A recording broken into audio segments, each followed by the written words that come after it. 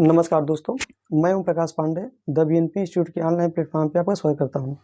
दोस्तों, आज हम जिस टॉपिक चर्चा करेंगे वह टॉपिक है भारत का संसद। इससे पहले हम लोगों ने जिस टॉपिक चर्चा किया था वह था भारत का राष्ट्रपति, उपराष्ट्रपति, प्रधानमंत्री, मंत्रिपरिषद, महान्यायवादी। अर्थात हम केंद्र की वो उन सारे प्रमुख शक्तियों को हमने देख लिया था। वो जो प्रमुख शक्तियाँ जो कार्य करती हैं वो शक्ति उनको मिलती कहाँ से है, उन सबको, और वे किस किन संदर्भों में जुड़े हुए हैं। तो आपको पता होगा, चाहे वह राष्ट्रपति हो, चाहे वो मंत्रिपरिषद हो, चाहे प्रधानमंत्री हो, चाहे महान्यायवादी हो, चाहे उपराष्ट्रपति हो, वह कहीं न कहीं किसी न किसी रूप में संसद का वह अभिन्न अंग होता है। ठीक है।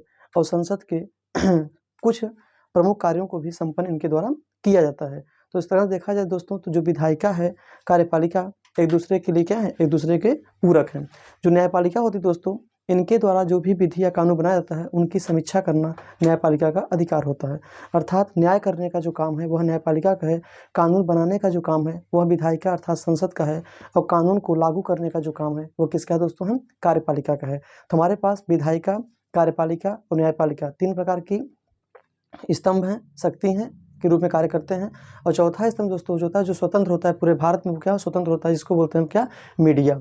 अर्थात मीडिया एक ऐसा स्तंभ हमारे भारत का है जो तीनों के लिए, तीनों के परिप्रेक्ष्य में स्वतंत्र होता है। उसकी वाक में व्यक्ति की स्वतंत्रता भी उसको प्राप्त है, मतलब कहीं भी किसी भी विषय पर वह चर्चा कर सकता है, उसके लिए कोई बाउंडेशन नहीं है। तो इस प्रकार से भारत में 4 स्तंभों को हम देख सकते हैं। सामान्य भाषा में आपका विधायिका हो गई जिसे बोलते हैं संसद, कार्यपालिका हो गया, न्यायपालिका हो गया और मीडिया। ये 4 स्तंभ भारत के हैं। आइए दोस्तों हम चर्चा करते हैं भारत के संसद क्यों, कि भारत के संसद भारत का संसद क्या है, इसका गठन कैसे किया गया, इनका निर्माण कैसे किया गया, और भारत के संसद की आवश्यकता हमारे भारतीय संविधान में क्यों पड़ी। एक लोकतंत्र देश में संसद का होना कितना महत्वपूर्ण होता है। आइए उन्हीं महत्वपूर्ण बिंदु हम चर्चा करते हैं। दोस्तों आपको पता होगा कि आइए हम टॉपिक पहले हम चर्चा करते हैं संसद के भाग 1। दोस्तों हो सकता है जो संसद टॉपिक थोड़ा सा बहुत बड़ा टॉपिक है, इसमें हम प्रमुख बिंदुओं को कवर करने का प्रयास करेंगे। तो भाग 1 हो सकता है 3-4 पार्ट में आपको वीडियो देखने को मिले संसद से संबंधित। उसमें लोकसभा भी होगा, राज्यसभा भी होगा, प्रमुख समितियाँ भी होंगी जो संसद से जुड़ी होंगी, कैबिनेट समितियाँ भी होंगी। ठीक दोस्तों, और संसद में लोकसभा के पीठासीन अधिकारी होते हैं उनका कार्यक्षेत्र क्या होता है, उनको समझेंगे दोस्तों। ठीक दोस्तों, वो साथ ही साथ हम निर्वाचन आयोग को भी समझने का प्रयास करेंगे, और साथ ही साथ हम हमारा जो निर्वाचन मंडली कैसे होती है, निर्वाचन के माध्यम से चुनाव कैसे संपन्न होता है, उन सारे पहलुओं को हम चर्चा करेंगे। तो दोस्तों हो सकता है इसके जो इसकी सीरीज होगा जो संसद का, हो सकता है 4, 5 या 6, 7 सीरीज में आपको देखने को मिलेगा। तो अभी आज हम संसद के पहले भाग को देखने का प्रयास करेंगे। उन सारे तथ्यों को, उन सारे बिंदुओं पर हम चर्चा करेंगे जो बेसिक स्ट्रक्चर होता है, जो बेसिक संरचना होती है, जो हमको आना चाहिए एक सामान्य विद्यार्थी के रूप में। फिर दोस्तों तो हम चर्चा करेंगे आज हम संसद के भाग 1 में। संसद के भाग में देखेंगे दोस्तों कि संसद का गठन कैसे होता है, मतलब कैसे संसद का गठन किया गया है। आइए हम उस पर चर्चा करते हैं। दोस्तों आपको पता होगा कि जो संसद है वह केंद्र सरकार का विधायी अंग है। अर्थात केंद्र सरकार का विधायी मतलब होता है कि जो भी विधि या कानून बनाया जाता है वह संसद के द्वारा ही संपन्न होता है। तो हम कह सकते हैं कि जो संसद है वह केंद्र सरकार क्या है, विधायी अंग है, अर्थात विधि बनाने वाला, कानून बनाने वाला एक हिस्सा है। दोस्तों दूसरा बात हम कह सकते हैं कि सरकार का वेस्टमिंस्टर मॉडल भी इसको कहते हैं। हम वेस्टमिंस्टर मॉडल इसलिए कहते हैं क्योंकि दोस्तों संसदीय प्रणाली को जब हमने अपनाया था, ठीक है, तो वेस्टमिंस्टर प्रणाली के आधार पर हमने संसदीय प्रणाली को अपनाया। चूँकि वेस्टमिंस्टर जो प्रणाली है वो कहीं ना कहीं ब्रिटिश की प्रधानता उसमें थी, ब्रिटिशर्स की देन है वेस्टमिंस्टर प्रणाली। तो हम कह सकते हैं कि सरकार का जो वेस्टमिंस्टर मॉडल है वो मतलब किसे कहते हैं, अगर हम देखा जाए तो संसद को ही हम, मतलब जो भारत का संसद है उसको हम सरकार का वेस्टमिंस्टर मॉडल भी कहते हैं। कभी कभी प्रश्न पूछ लेता है कि बताइए वेस्टमिंस्टर मॉडल किसको परिभाषित करता है या किसे कहा जाता है, तो आप कह सकते हैं कि जो सरकार का वेस्टमिंस्टर मॉडल है वो कहीं ना कहीं भारत के संसद को कहा जाता है। दूसरा बात दोस्तों हमको जानना है कि जो संसदीय प्रणाली है, संसदीय प्रणाली अपनाने के कारण भारतीय लोकतांत्रिक व्यवस्था में संसद एक विशिष्ट व केंद्रीय स्थान रखती है। जो संसदीय प्रणाली है, जो पार्लियामेंट्री फॉर्म ऑफ गवर्नमेंट है, उसमें दोस्तों आपको पता होना चाहिए कि संसदीय प्रणाली अपनाने के कारण जो भारतीय लोकतांत्रिक व्यवस्था है, जो डेमोक्रेटिक सिस्टम हमारे यहाँ अपनाया गया है, वह कहीं ना कहीं संसद के एक विशिष्ट व केंद्रीय स्थान रखने की बात करता है। मतलब मतलब लोकतांत्रिक व्यवस्था में जो संसद है वह उसका एक विशिष्ट स्थान है। ठीक है। मतलब अगर हम देखा जाए तो संसद ही है जो विधि या कानून को बनाने का काम करता है। जब विधि कानून ही नहीं होगा दोस्तों, अगर हम थोड़ा सा पुराणों में जाएं तो आपको पता होगा ब्रह्मा विष्णु महेश, जो ब्रह्मा होते हैं वह रचना करते हैं और जो विष्णु होते हैं वह प्रजापालक होते हैं, मतलब पालनकर्ता होते हैं, और जो आपके शंकर जी हैं वो न्यायकर्ता हैं। ठीक है। और जो नारद मुनि हैं वो मीडिया काम करते थे, मतलब कहीं भी पहुंच जाते थे, चाहे वो दानव हो चाहे वो मानव हो।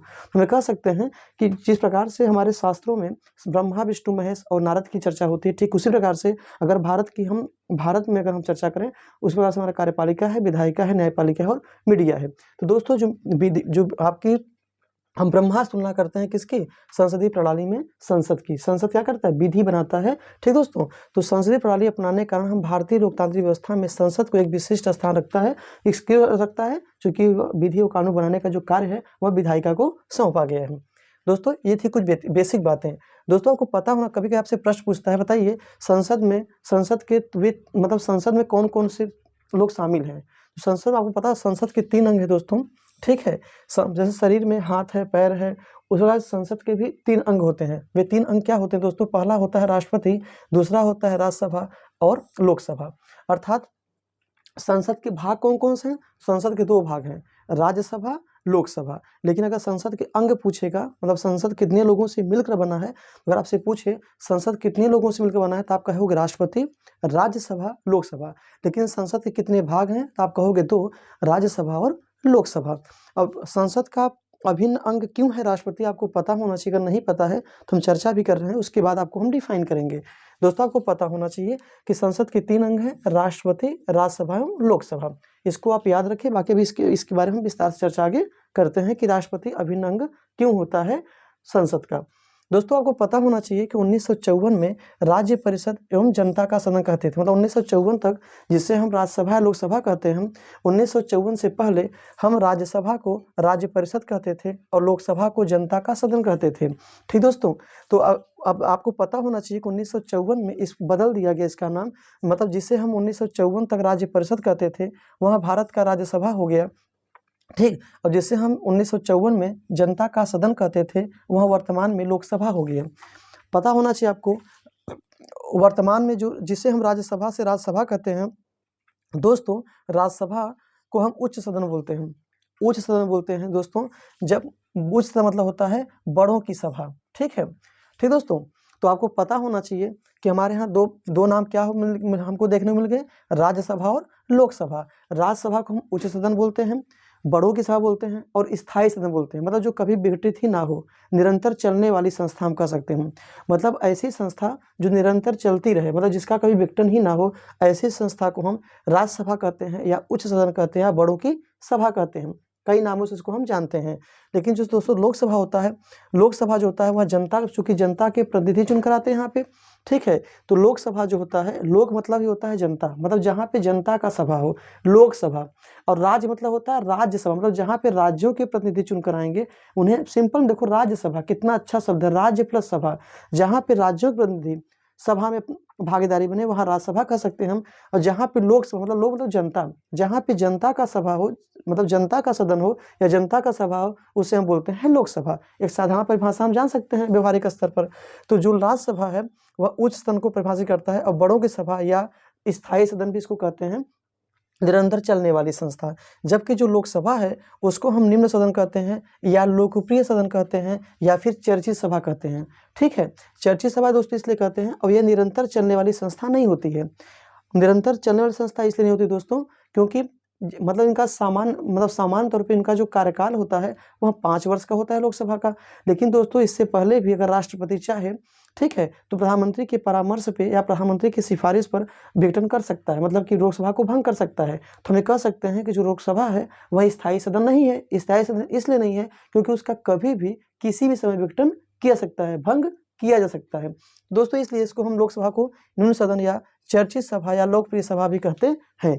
दोस्तों ये हमारी कुछ बेसिक जानकारियां थी जो मैंने आपको देने का प्रयास किया। अब दोस्तों हम एक छोटा सा और जानना चाहेंगे कि राज्यसभा में सदस्य कहाँ से आते हैं और लोकसभा में सदस्य कहाँ से आते हैं। अभी हम थोड़ा सा मिला जुला अध्ययन करने का प्रयास करेंगे, लोकसभा और राज्यसभा को एक कंपैरिजन, मतलब कंपैरेटिव स्टडी करेंगे, मतलब दोनों को तुलनात्मक अध्ययन करेंगे कि राज्यसभा लोकसभा में डिफरेंसेस क्या है और दोनों में प्रतिनिधि आते कहाँ। फिर बाद में चल के हम लोकसभा और राज्यसभा के बारे में आपको अच्छी जानकारी देंगे जब नेक्स्ट पार्ट में आपको वीडियो लेकर आएंगे। तो आप निश्चिंत रहिएगा। अभी हमको चर्चा करना है राज्यसभा और लोकसभा कि राज्यसभा में प्रतिनिधि कहाँ से होते हैं। दोस्तों आपको पता होना चाहिए कि जो राज्यसभा है वहाँ पे राज्य और एवं संघ राज्य क्षेत्रों के प्रतिनिधि होते हैं। मतलब राज्य व संघ राज्य क्षेत्र के जो प्रतिनिधि होते हैं, जो रिप्रेजेंटेटिव होते हैं, वे डायरेक्ट राज्यसभा में आते हैं। डायरेक्ट मतलब नहीं कर सकते हम, अप्रत्यक्ष इनका चुनाव होता है, न कि प्रत्यक्ष तरीके से होता है। ठीक दोस्तों, तो हम डायरेक्ट मतलब ये नहीं कर सकते कि मतलब हम चुनाव की बात नहीं कर रहे हैं, हम प्रतिनिधि की बात कर रहे हैं जो रिप्रेजेंटेटिव होते हैं। तो दोस्तों राज्यसभा में राज्य व संघ राज्य क्षेत्रों के प्रतिनिधि आते हैं, जबकि अगर हम लोकसभा की बात करें दोस्तों तो लोकसभा में भारत के लोगों का प्रतिनिधित्व होता है। मतलब भारत की जनता का प्रतिनिधि होता है। मतलब जो प्रतिनिधि होगा वह भारत की जनता द्वारा प्रत्यक्ष रूप से निर्वाचित होकर आएगा, मतलब चुन कर आएंगे। मतलब कि जो भी प्रतिनिधि होगा उन्हें भारत की जनता के द्वारा उनको समर्थन मिलेगा, भारत की जनता का सपोर्ट मिलेगा।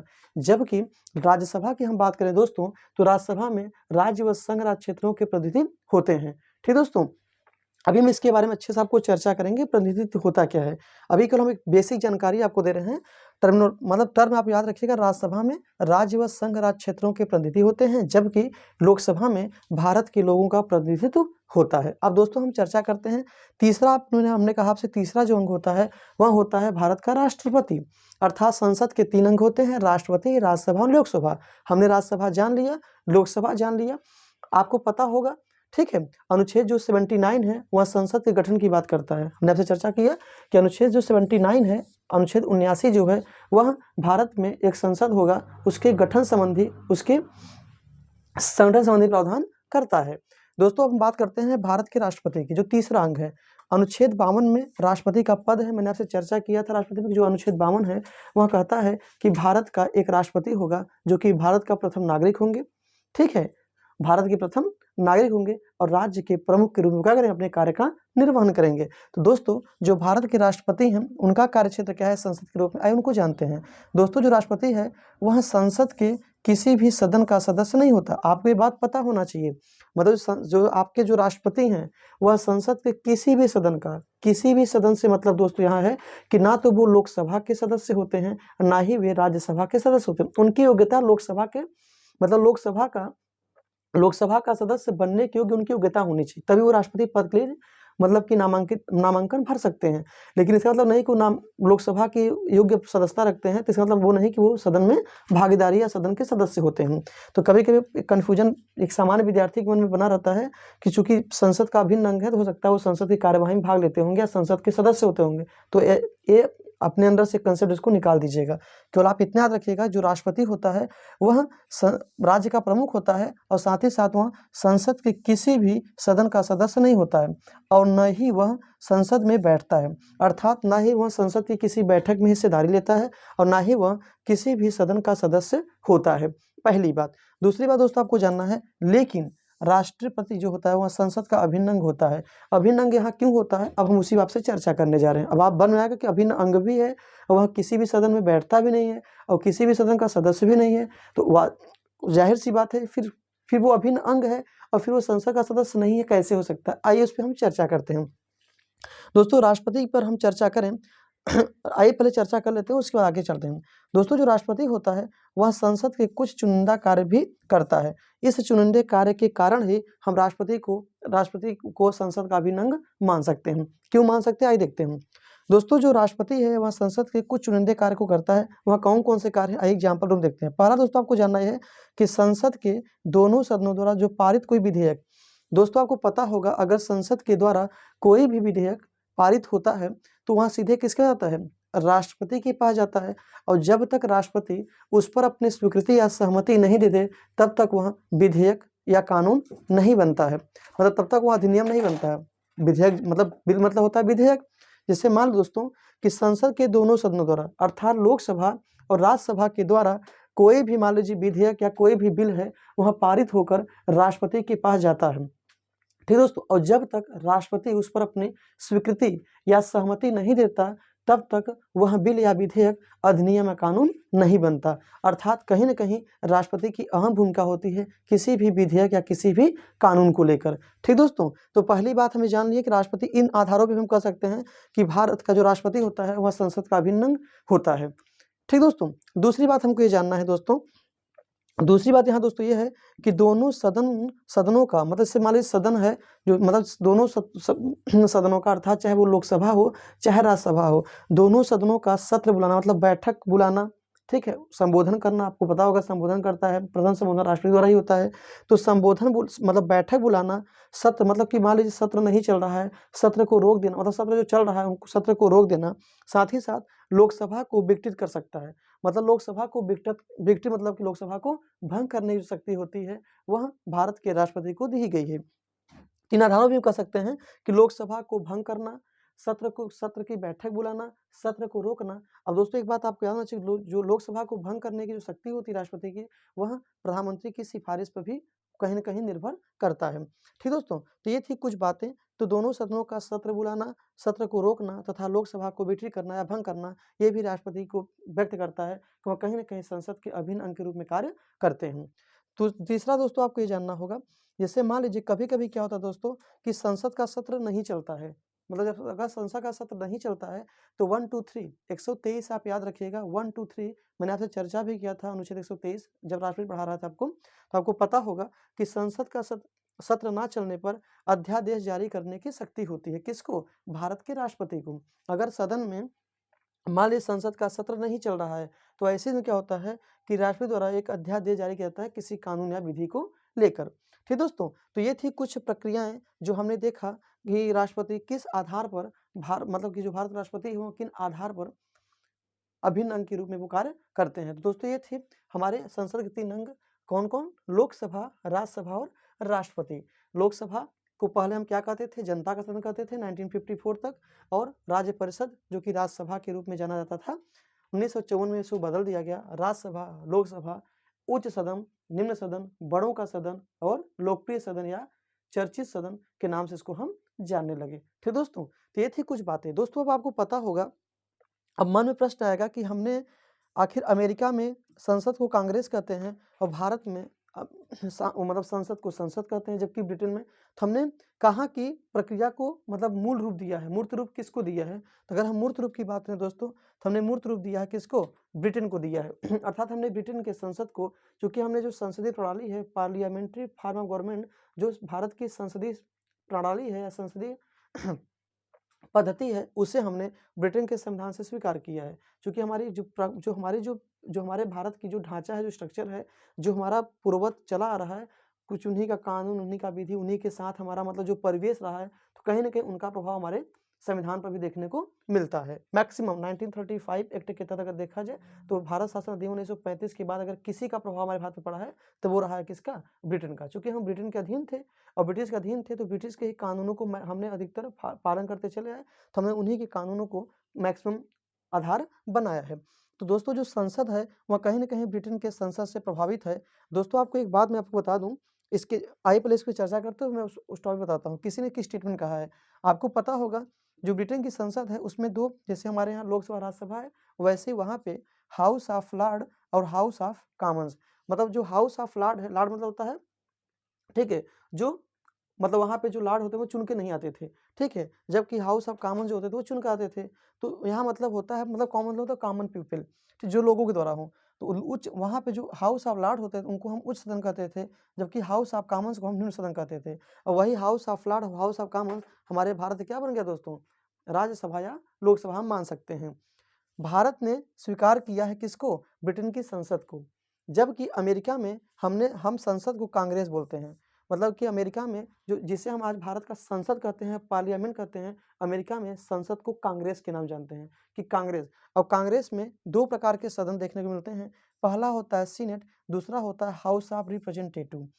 सीनेट मतलब होता है उच्च सदन और हाउस ऑफ रिप्रेजेंटेटिव होता है निम्न सदन। मतलब जो सभा को रिप्रेजेंट करे, मतलब कि जो सभा को रिप्रेजेंट करे जनता के माध्यम से, उसे निम्न सदन कहते हैं। और उसे मतलब होता है जहाँ पे क्या होते हैं, उच्च सदन होते हैं, अभी हम आपसे चर्चा करेंगे कि सीनेट का रोल और हाउस ऑफ रिप्रेजेंटेटिव रोल किस रूप में हम अपने भारत संदर्भ में देख सकते हैं। दोस्तों ये थी कुछ बेसिक बातें। आपको पता होना चाहिए दोस्तों, मैंने आपसे कहा था कि प्रधानमंत्री की शक्ति को मैंने आपसे बताया था, क्योंकि कार्यपालिका का प्रमुख सरकार का प्रमुख अंग होता है वो, मतलब प्रमुख कार्यकारी अधिकारी मतलब कार्यकारी नेता होता है, लीडर होता है। तो जो प्रधानमंत्री, मैंने आपसे कहा था कि प्रधानमंत्री जब चाहे तब और जैसे चाहे वैसे अपने मंत्रिमंडल में परिवर्तन कर सकता है। अर्थात प्रधानमंत्री को इतनी ताकत दे दी गई है भारत संविधान द्वारा अनुच्छेद 75 के अंतर्गत कि वह अपने कर्तव्यों का पालन या अपने मंत्रिमंडल में अनुच्छेद 74 के अंतर्गत वह अपने मंत्रिमंडल में जब चाहे और जैसे चाहे वैसे परिवर्तन कर सकता है, उसके लिए कोई रोक-टोक नहीं है। यहाँ तक कि प्रधानमंत्री के यहाँ ताकत है कि अगर वह इस्तीफा या त्यागपत्र दे दे, तो पूरी की पूरी मंत्रिपरिषद को त्यागपत्र देना पड़ता है। ठीक है? तो हम कह सकते हैं कि पूरी मंत्रिपरिषद डिपेंड है किस पे? प्रधानमंत्री पे। ठीक वैसे ही दोस्तों, संसद के बारे में कहा जाता है कि संसद स्त्री को पुरुष और पुरुष को स्त्री बनाने के अतिरिक्त अन्य सभी कार्य कर सकते हैं। किसी ने कहा है कि जो संसद है, संसद की इतनी ताकत होती है कि वो स्त्री को पुरुष नहीं बना सकता और पुरुष को स्त्री नहीं बना सकता। बाकी भारत में संविधान द्वारा निर्मित ऐसा कोई कानून नहीं है जो भारत के संसद द्वारा न बनाया जा सके। दोस्तों इस सिस्टम को आप याद रखिएगा कि पहला प्रधानमंत्री के संदर्भ में और दूसरा संसद के संदर्भ में। चूँकि प्रधानमंत्री क्या करता है? सदन का नेतृत्व करता है, तो ये दोनों बातें आप हमेशा रखिएगा। संसद के बारे में क्या कहा गया कि संसद स्त्री को पुरुष और पुरुष को स्त्री बनाने के अतिरिक्त अन्य सभी कार्य कर सकता है। जबकि भारत प्रधानमंत्री अपने मंत्रिमंडल में या मंत्रिपरिषद में जब चाहे तब और जैसे चाहे वैसे परिवर्तन कर सकता है। ठीक है दोस्तों? तो 2-3 स्टेटमेंट आप हमेशा याद रखिएगा, आपको याद भी होना चाहिए। दोस्तों ये था संसद का गठन। अब दोस्तों हम चर्चा करेंगे संसद के दोनों सदनों की संरचना, मतलब संसद जो है, ये तो संसद का गठन कैसे होता है, अनुच्छेद 79 के बारे में हम चर्चा करेंगे। अनुच्छेद 80 की, अनुच्छेद 80 जो दोस्तों है वो हमें बताता है कि राज्यसभा की संरचना कैसे की गई है, राज्यसभा गठन कैसे किया गया है। आइए हम उसी को देखने का प्रयास करते हैं। दोस्तों संसद के दोनों सदनों की संरचना में हम सबसे पहले देखेंगे अनुच्छेद 80 को। अनुच्छेद 80 कहता है कि भारत में एक राज्यसभा होगा। राज्यसभा का संगठन या राज्यसभा का क्या संरचना देखने का प्रयास करेंगे। दोस्तों आपको पता होना चाहिए कि राज्यसभा में अधिकतम संख्या 250, मतलब राज्यसभा में मतलब जो सदस्यों की संख्या है वह 250 अधिकतम होनी चाहिए, मतलब मैक्सिमम 250 से ऊपर सदस्यों की संख्या नहीं रहेगी। आगे के भागों में जानने का प्रयास करेंगे कि 250 ही क्यों किया गया है, सदस्यों की संख्या बढ़ाने या घटाने की बात क्यों नहीं की गई। हम चर्चा करेंगे आपसे इस पे। ठीक दोस्तों, अभी हमको आज केवल बेसिक चीजों को ध्यान देना है। ठीक दोस्तों, अधिकतम संख्या 250 अर्थात 250 सदस्य ही रह सकते हैं राज्यसभा में, इससे ज्यादा नहीं। दूसरी बात आपको जानना है कि राज्य प्लस संघ राज्य क्षेत्र, मतलब कि राज्य और संघ शासित प्रदेश मिलकर 238 सदस्य होते हैं। मतलब 238 सदस्य राज्य से होते हैं और उसी में केंद्र शासित प्रदेश के भी सदस्य होते हैं। और दोस्तों आपको पता होगा कि राष्ट्रपति के द्वारा 12 सदस्यों को मनोनीत किया जाता है। ठीक है, तो अभी हम चर्चा करेंगे कि मनोनीत सदस्य में कौन किसे मनोनीत करता है, राष्ट्रपति। ठीक है, तो अभी को इतना जानना है, अधिकतम संख्या 250 होती है। राज्य एवं संघ राज्य क्षेत्र से 238 सदस्य होते हैं, जबकि 12 सदस्य मनोनीत होते हैं। कुल मिलाकर 250 सदस्यों के बारे में हमारे राज्यसभा में सदस्यों की संख्या दी गई है। दोस्तों अगर वर्तमान की चर्चा करें तो वर्तमान में 245 सदस्य हमारे क्या हैं, राज्यसभा में हैं, जिसमें से 229 सदस्य आपके हैं राज्य से, जबकि 4 सदस्य आपके केंद्र शासित प्रदेश से हैं और 12 सदस्य राष्ट्रपति द्वारा मनोनीत किए गए हैं। तो वर्तमान में 229 सदस्य क्या हैं, राज्य से प्रतिनिधि हैं, जबकि 4 केंद्र शासित से और 12 कहाँ से हैं, राष्ट्रपति द्वारा मनोनीत किए गए हैं।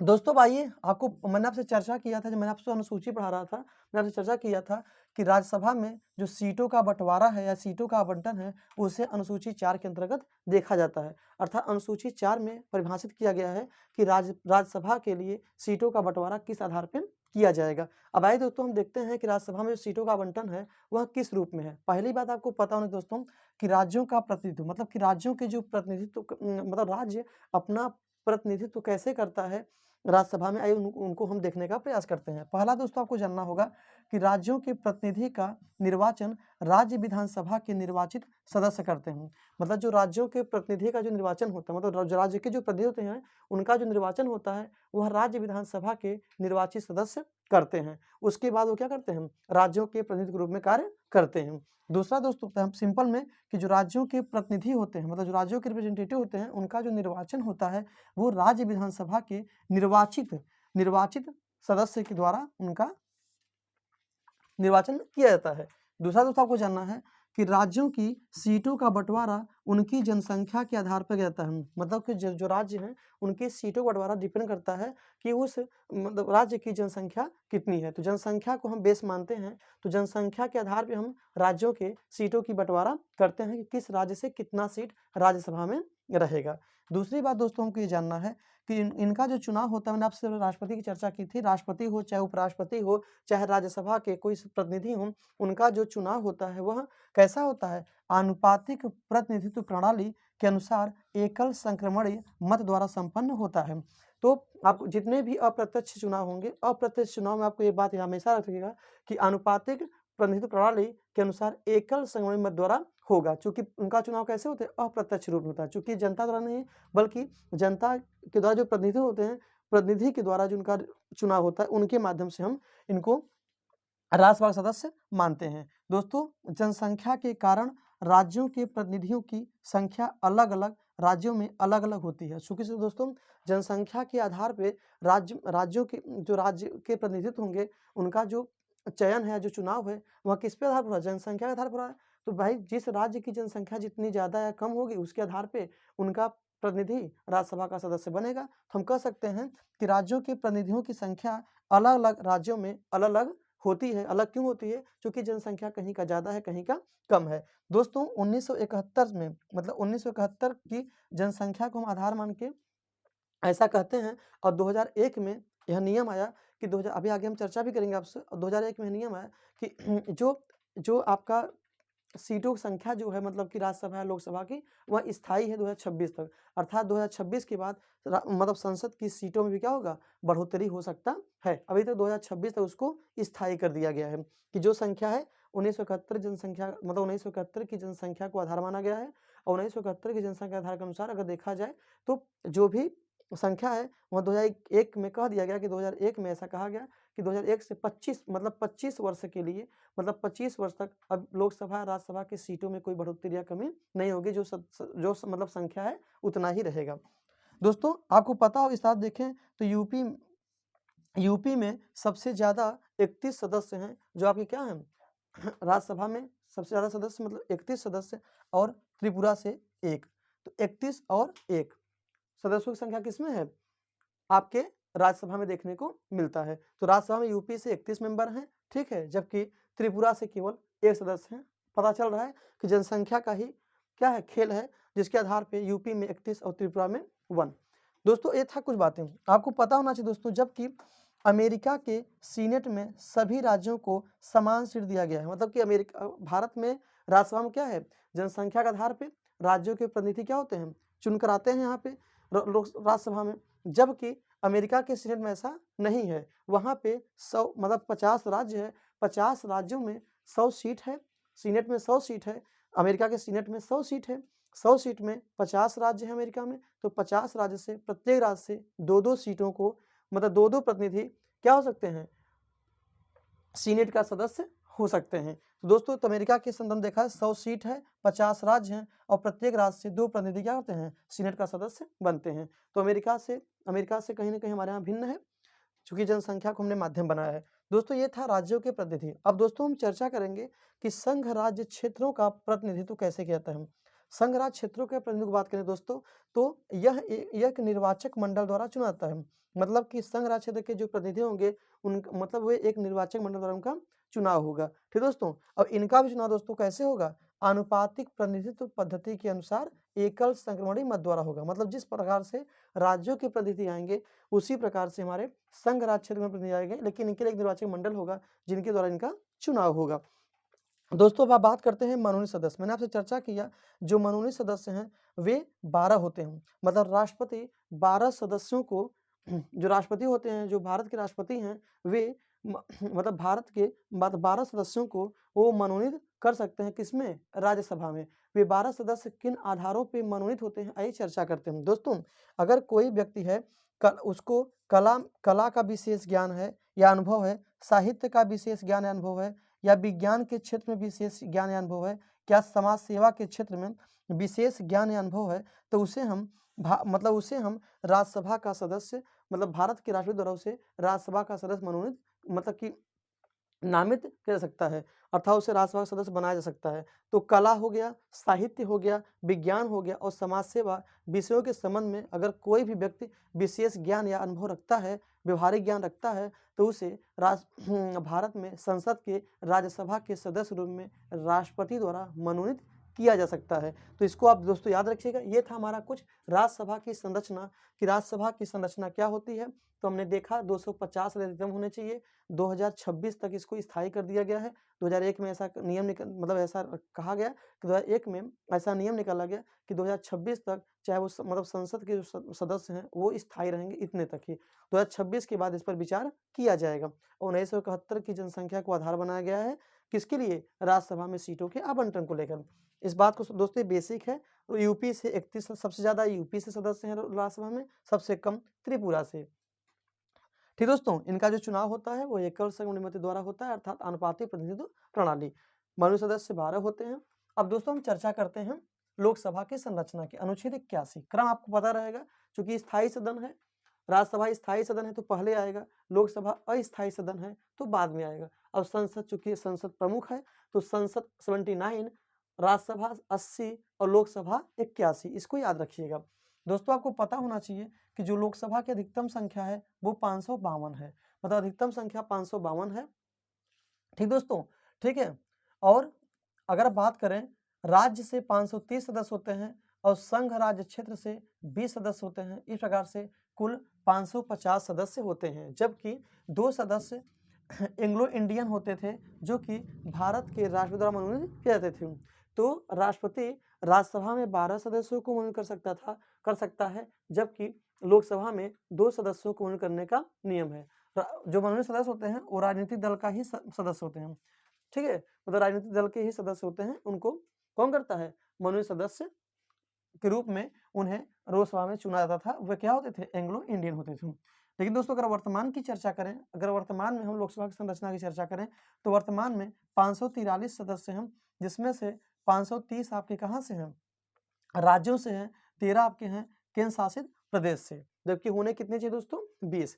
ठीक दोस्तों, और जो मनोनीत सदस्य थे दोस्तों, आपको पता होना चाहिए कि मनोनीत सदस्यों की जो संख्या थी उसे 2019 के लोकसभा चुनाव, 2017 के लोकसभा चुनाव को आधार मानते हुए 2019 में एक अधिनियम लाया जाता है 104वां, मतलब 104 कॉन्स्टिट्यूशनल अमेंडमेंट, मतलब कि संशोधन अधिनियम आता है 104, मतलब 104th कॉन्स्टिट्यूशनल अमेंडमेंट, 104वें संविधान संशोधन 2019 में एक अधिनियम लाता है कि जो मनोनीत सदस्य हैं अब उनकी आवश्यकता हमको नहीं पड़ रही, मतलब महसूस हो रही है। यही कारण था कि 2020 में इसे समाप्त कर दिया गया। मतलब जिसे राष्ट्रपति लोकसभा में 2 एंग्लो इंडियन को मनोनीत किया करते थे, उन एंग्लो इंडियन को क्या कर दिया गया? 2020 में 104 मतलब 104 संविधान संशोधन 2019 के तहत इसको लाया गया और 2020 में इसको समाप्त कर दिया गया तथा मनोनीत वर्तमान अगर देखा जाए दोस्तों, तो वर्तमान में जो अधिकतम संख्या है वह 550 है। 550 मतलब कि हम कह सकते हैं 550 अधिकतम संख्या है, जबकि वर्तमान में 543 ही सदस्य संख्या है। तो दोस्तों 530 राज्यों से, 13 केंद्र शासित प्रदेशों से अब मनोनीत संख्या क्या हो दोस्तों? समाप्त कर दिया गया। दोस्तों आइए देखते हैं कि लोकसभा में सीटों का आवंटन किस तरीके से होता है। अगर दोस्तों हम राज्यों का प्रतिनिधित्व के रूप में देखें, तो जो राज्यों का प्रतिनिधित्व होता है वह कैसे बटा है, आइए देखते हैं। राज्यों के प्रतिनिधि राज्यों के विभिन्न निर्वाचन क्षेत्रों के लोगों द्वारा प्रत्यक्ष रूप से निर्वाचित होते हैं। आपको पता होगा जिस निर्वाचन क्षेत्र से, जो मतलब मान लीजिए कोई राज्य है, तो राज्यों के जो प्रतिनिधि होंगे वह राज्यों के विभिन्न निर्वाचन क्षेत्र, मतलब जिस निर्वाचन क्षेत्र से वे चुनाव लड़ेंगे, तो मतलब उस निर्वाचन क्षेत्र के लोगों द्वारा, जैसे मान लीजिए हम मिर्जापुर से हैं, या कोई मान लीजिए कोई वाराणसी से, या फिर मान लीजिए कोई आपका अंदावा से, मतलब कहीं से, मतलब एक प्लेस होना चाहिए, मान लीजिए है, वह उस निर्वाचन क्षेत्र से चुनाव लड़ रहा है, तो उस निर्वाचन क्षेत्र की जो जनता होगी, जो लोग होंगे, उनके द्वारा वो प्रत्यक्ष रूप से क्या करेंगे? चुन कर आएंगे। ठीक है, मतलब हम कह सकते हैं कि जो इनका चुनाव होगा, जो मतलब लोकसभा के जो सदस्यों का चुनाव है, वह प्रत्यक्ष रूप में है, ठीक है? सार्वभौमिक मताधिकार के आधार पे है, जबकि राज्यसभा में ऐसा नहीं था। ठीक है दोस्तों? तो राज्यों के जो प्रतिनिधि होंगे, वह राज्यों के विभिन्न निर्वाचन क्षेत्रों के लोगों द्वारा प्रत्यक्ष रूप से निर्वाचित होते हैं, पहली बात। दूसरा, प्रत्यक्ष आप याद रखिएगा, ठीक दोस्तों? जबकि राज्यसभा में अप्रत्यक्ष। दोस्तों आपको एक बात और पता होना चाहिए कि भारत के सभी नागरिकों को जिनकी आयु 18 वर्ष हो गई हो तथा निर्वाचन आयोग उस नागरिक को संविधान या विधि द्वारा अयोग्य न ठहराया हो, वह मत देने का अधिकार उसको होता है। अगर भारत का जो निर्वाचन आयोग है या राज्य निर्वाचन आयोग है, अगर वह किसी व्यक्ति को संविधान या विधि द्वारा अयोग्य नहीं घोषित किया है, तो वह व्यक्ति अगर 18 वर्ष की आयु पूरा कर चुका है, तो सार्वभौमिक मताधिकार का हम प्रयोग कर सकते हैं, मतलब सभी को मत देने का अधिकार होगा। तो बात यही कही जा रही है कि भारत के सभी नागरिकों को, खासकर उनको जिनकी उम्र 18 वर्ष हो गई है, उन्हें मत देने का अधिकार होगा। लेकिन बस ये एक बात आपको याद रखिएगा कि वे तभी मत दे पाएंगे जब संविधान या विधि द्वारा उनको अयोग्य घोषित न किया गया। अगर उन्हें अयोग्य घोषित कर दिया गया होगा, तो वो भारत के नागरिक तो होंगे, लेकिन वे मत देने का अधिकार उनको नहीं होगा। दोस्तों नेक्स्ट बात, हमको आपको एक बात और जानना है, हमेशा प्रश्न पूछने को मिलता है, ठीक दोस्तों? 61वें संविधान संशोधन 1988, मतलब कि 61वें संविधान संशोधन 1988 द्वारा मत देने की जो आयु सीमा को, जो मतलब आयु सीमा थी, उसे 21 वर्ष से घटाकर 18 वर्ष कर दिया गया। दोस्तों को पता होना चाहिए कि 1988 से पहले जो मत देने का अधिकार था वह 21 वर्ष था। ठीक दोस्तों? तो आप ऐसे याद करेंगे तो आपको भूलेगा नहीं। 1988 से मतलब 1988 तक भारत के सभी नागरिकों को 21 वर्ष की अगर उम्र पूरा कर लेते थे, तो वे मत दे सकते थे। लेकिन दोस्तों 61वें संविधान संशोधन 1988, मतलब 61वें 61st कॉन्स्टिट्यूशनल अमेंडमेंट 1988, 1988 में कहा गया, 61वें संविधान संशोधन के तहत, 61वें संवैधानिक संशोधन के तहत कहा गया कि अब 21 वर्ष नहीं बल्कि 18 वर्ष की आयु के लोग भी भारत में मताधिकार का प्रयोग कर सकते हैं। दोस्तों ये था हमारा राज्यों के प्रतिनिधि रूप में उनका चुनाव। अब दोस्तों बात करते हैं संघ राज्य क्षेत्रों का प्रतिनिधित्व कैसे होता है। दोस्तों संसद को संघ राज्य क्षेत्रों के प्रतिनिधियों को चुनने की विधि या निर्धारण का अधिकार संविधान में दिया गया है। मतलब जो संसद है, मतलब हमारे संसद को अधिकार दिया गया है कि वह संघ राज्य क्षेत्रों का प्रतिनिधित्व कैसे करेंगे। तो दोस्तों को पता होना चाहिए कि संसद को संघ राज्य क्षेत्रों के प्रतिनिधियों को चुनने की विधि के निर्धारण का जो अधिकार है वह किसे होगा, संविधान में दिया गया है। अर्थात आपको पता होगा, मैंने एक बात बताऊं, अभी मैं आपसे आगे चर्चा भी करता हूं, सबसे ज्यादा सदस्य अगर देखा जाए लोकसभा में तो यूपी से हैं 80 सदस्य। ठीक दोस्तों, तो 80 सदस्य जो हैं वो यूपी से कहाँ हैं, आपके लोकसभा में देखने को मिलते हैं, सबसे ज्यादा सीट। दोस्तों तो संघ राज्य क्षेत्रों का जो प्रतिनिधित्व है वह संसद को, मतलब कि उनको चुनने से जो विधि या कानून है वह संसद को दिया गया है। दूसरा दोस्तों आपको पता होना चाहिए, संसद ने 1965 में संघ राज्य क्षेत्र अधिनियम बनाया, मतलब 1965 में संघ राज्य क्षेत्र अधिनियम बनाया जाता है। दोस्तों इसको याद रखिएगा, कभी भूलेगा मत। मतलब 1965 में चूंकि संसद को अधिकार दिया गया संविधान में कि वह संघ राज्य क्षेत्र विधि या कानून बनाएगा, मतलब कि संसद में, सदन में चुनने के लिए। तो दोस्तों यही बात यहाँ है कि संसद ने 1965 में संघ राज्य क्षेत्र अधिनियम बनाया, जिसके तहत संघ राज्य क्षेत्र में प्रत्यक्ष निर्वाचन के तहत लोकसभा के सदस्य चुने जाते हैं। मतलब मतलब अगर संघ राज्य क्षेत्र के भी अगर सदस्य होंगे तो उन्हें भी प्रत्यक्ष रूप से ही, मतलब कि चुनाव उनका किया जाएगा। ठीक है, संघ राज्य क्षेत्र के भी सदस्य प्रत्यक्ष रूप से लोकसभा के सदस्य बन सकते हैं। दोस्तों ये था। और बाकी आपको पता ही होगा कि जो मनोनीत सदस्य थे 2020 में उसको समाप्त कर दिया गया 2019 अधिनियम के तहत। ठीक दोस्तों, तो 104वें संशोधन 2019 के तहत इसे मनोनीत सदस्य जो थे, मतलब जो एंग्लो इंडियन, 2 एंग्लो इंडियन जो कि भारत के राज्यपाल चुने जाते थे, मनोनीत किए जाते थे या नामित किए जाते थे, उनको समाप्त कर दिया गया। अब उनका स्थान समाप्त हो गया है। दोस्तों ये थी हमारी लोकसभा की संरचना।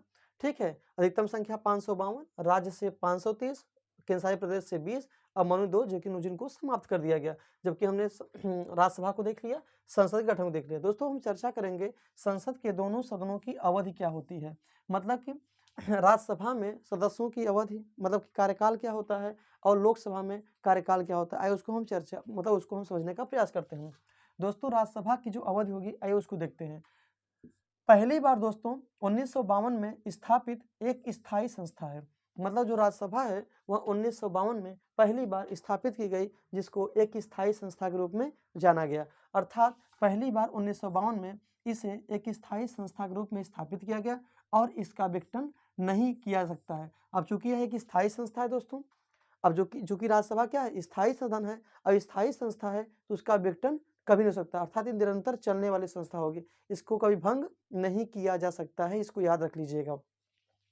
दूसरी बात दोस्तों जो बहुत ही महत्वपूर्ण है उस पर हम चर्चा, चूंकि हम अवधि की बात कर रहे हैं आइए उसको देखते हैं। दोस्तों इसके 1/3 सदस्य मतलब जो राज्यसभा है, राज्यसभा के 1/3 सदस्य प्रत्येक दूसरे वर्ष सेवानिवृत्त हो जाते हैं। मतलब ऐसे समझिए, जैसे मान लीजिए 2012 में 33%, 2014 में 33% और 2016 में 33%, तो 2012 और 14 जैसे ही 33 आएगा आप देखेंगे 1/3 सदस्य क्या हो जाएंगे, ऑटोमेटिक अपने 2 2 4 2 6, क्योंकि अब दोस्तों ऐसे समझ, पहले इसको हम समझते हैं फिर आपको इसको डिफाइन करते हैं। पहले सिंपल समझिए, इसके 1/3 सदस्य प्रत्येक दूसरे वर्ष सेवानिवृत्त हो जाते हैं।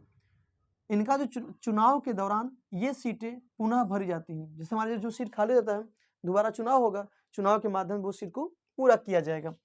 राष्ट्रपति द्वारा प्रत्येक तीसरे वर्ष मनोचयन होता है, मतलब राष्ट्रपति द्वारा प्रत्येक तीसरे वर्ष पर, चूंकि अब आपको पता होगा कि लोकसभा में सामान्यतः जो कार्यकाल होती है वह 5 वर्ष होता है और उसको 5 वर्ष से पहले उसको समाप्त किया जा सकता है, जबकि राज्यसभा में जो कार्यकाल है वह 6 वर्ष है।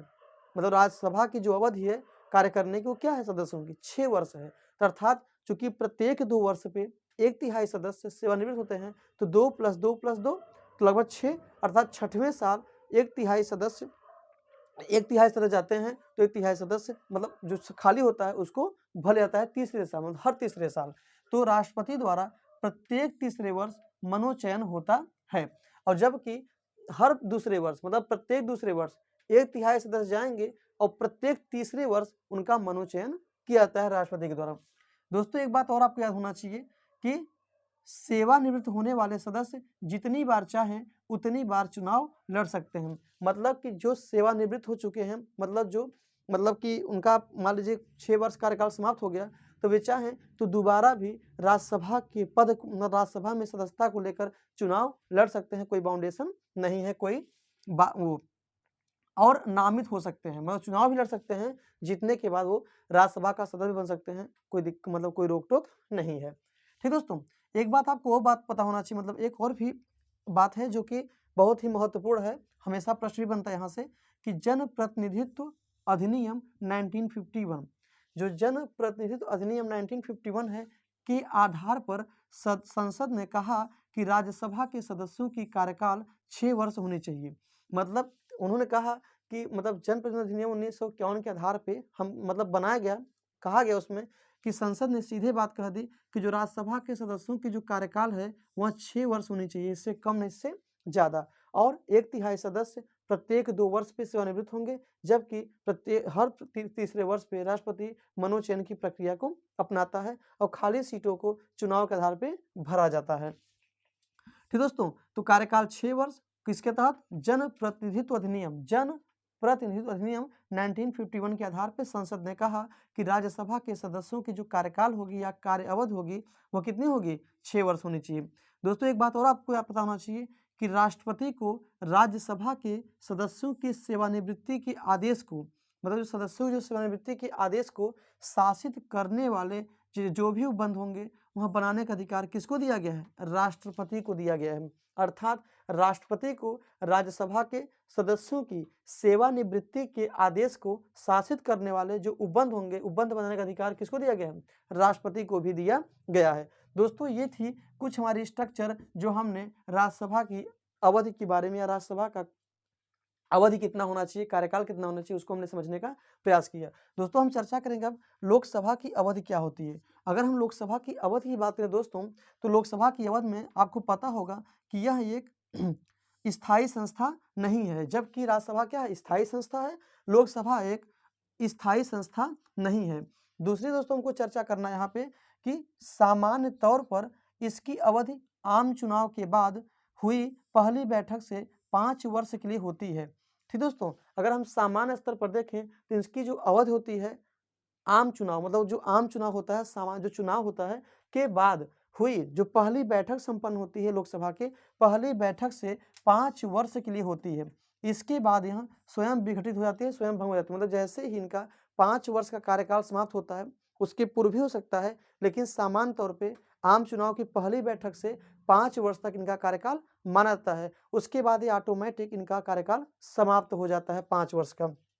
दूसरा दोस्तों आपको बात पता होना चाहिए कि राष्ट्रपति को 5 वर्ष से पहले किसी भी समय इसे विघटित करने का अधिकार है। हाँ, लेकिन इसके लिए उसको राष्ट्रपति जब प्रधानमंत्री सिफारिश करता है तो ही ऐसा संभव हो पाएगा। लेकिन मुख्य तौर पर हम जान सकते हैं कि राष्ट्रपति को 5 वर्ष से पहले किसी भी समय इसे विघटित करने का क्या है, अधिकार दिया गया है।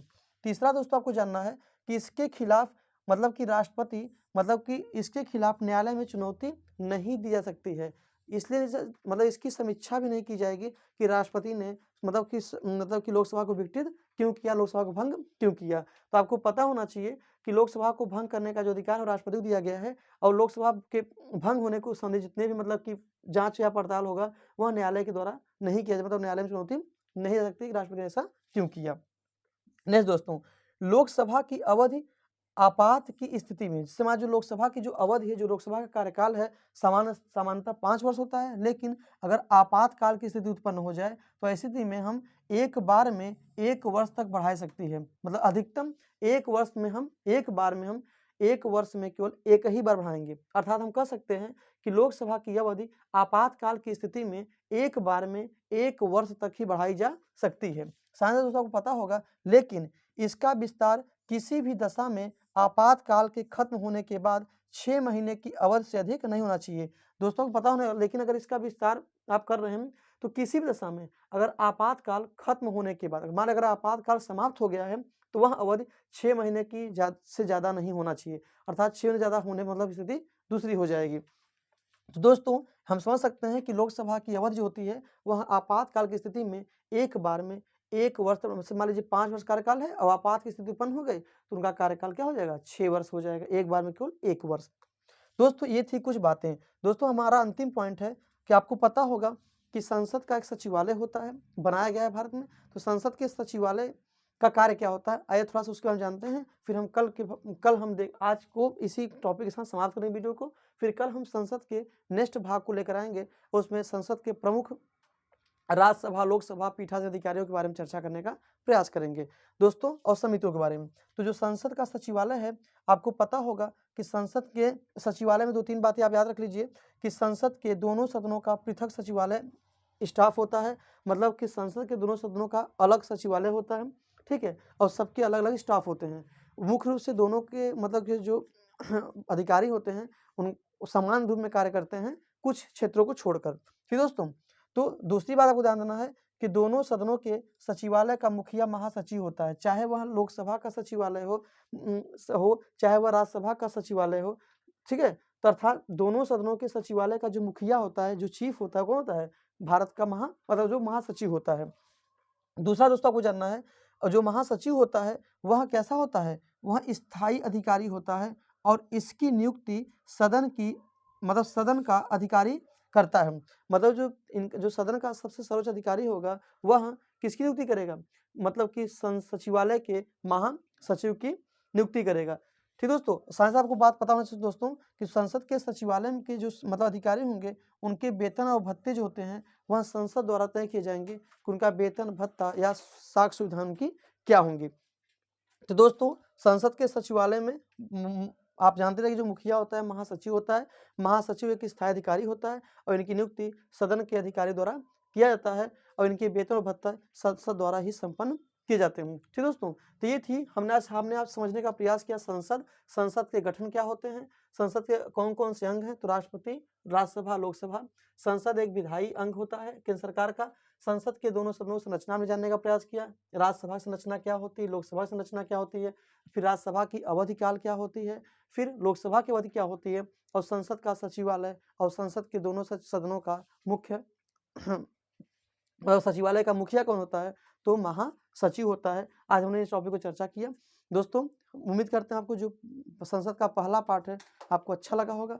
इसको एक दो बार देखिएगा, समझिएगा। यही है आपका आधार, यहीं से शुरू होगा। लोकसभा के बारे में हम जानने का प्रयास करेंगे, फिर राज्यसभा को परिभाषित करने का प्रयास करेंगे, फिर उनके पीठाधिकारी क्या होते हैं, फिर कौन-कौन सी संसद की समितियाँ हैं और कौन-कौन से विधेयक हैं जो संसद में पास होते हैं और राष्ट्रपति स्वीकृति की अनिवार्य होती है। बहुत सी बातें इसमें हमको आगे देखने को मिलेंगी। बहुत ही दिलचस्प विषय आपका टॉपिक है संसद। संसद अगर हम समझ गए हैं तो हम भारत के सर्वोच्च संरचना को समझने का प्रयास करेंगे, संविधान की संरचना है क्या। तो उम्मीद करते हैं आपको अच्छा लग रहा होगा। इसी के नेक्स्ट भाग को हम कल देखने का प्रयास करेंगे। ठीक दोस्तों, इसकी एक दो बार देखिएगा, पढ़िएगा, राइट डाउन करिएगा। मिलते हैं नेक्स्ट वीडियो में संसद के दूसरे भाग के साथ। तब तक के लिए दोस्तों नमस्कार, गुड नाइट, बाय बाय।